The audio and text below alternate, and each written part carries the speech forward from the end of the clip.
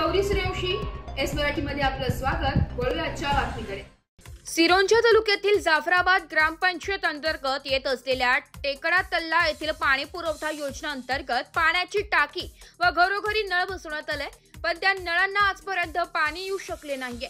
परिणामी गावाला दरवर्षी तीव्र पाणी टंचाईला सामोरे जावे लागत आहे। याबाबत वारंवार पाठपुरावा करून देखील हा प्रश्न मार्गी लागत नसल्याचं ग्रामस्थांकडून बोललं जाते। गावातील महिलांना विहिरीतून काढलेले पाणी डोक्यावरून घरापर्यंत आणावे लागत आहे। या अतिदुर्गम आदिवासी भागात शासनाच्या वरिष्ठ अधिकारी वर्गाचे लक्ष नसल्याने ही परिस्थिती आहे। दरम्यान ही योजना मृत अवस्थेत असल्याने गावातील महिलांना पाण्यासाठी विहिरीवरून पायपीट करावी लागते।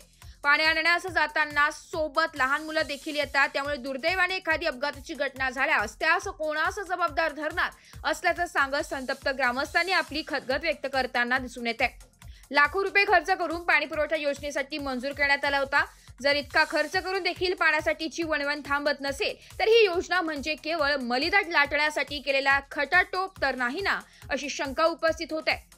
जिल्हा प्रशासनाने याकडे तात्काळ लक्ष देत सदर पाणी पुरवठा योजना त्वरित कार्यान्वित कशी करता येईल हे पाहणे गरजेचे आहे। सोबतच जर ही योजना केवळ कागदावरच पूर्णत्वास नेण्यात आली असेल तर संबंधित व्यक्तींची चौकशी करून त्यांना कठोर शासन करण्यात यावी अशी मागणी नागरिकांमधून होत आहे।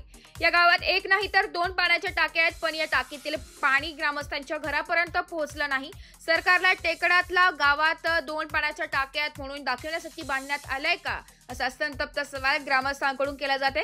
गावात येता सर्वप्रथम या दोन्ही टाक्यांचे दर्शन होते, गावात येणाऱ्या टाक्या दर्शन घेण्यासाठी बांधल्यात का, असाही सवाल नागरिक करीत आहेत। यावर उपाययोजना करून ग्रामपंचायत प्रशासनाने लक्ष देऊन तातडीने घरोघरी पाणी पुरवठा कसा करता येईल हेही पाहणे महत्त्वाचे आहे।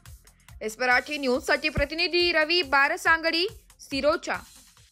अशाच नवीन ताज्या घडामोडी जाणून घेण्यासाठी आमच्या एस मराठी न्यूज चॅनलला लाईक करा, शेअर करा, सबस्क्राइब करा आणि बेल आयकॉनला क्लिक करायला विसरू नका।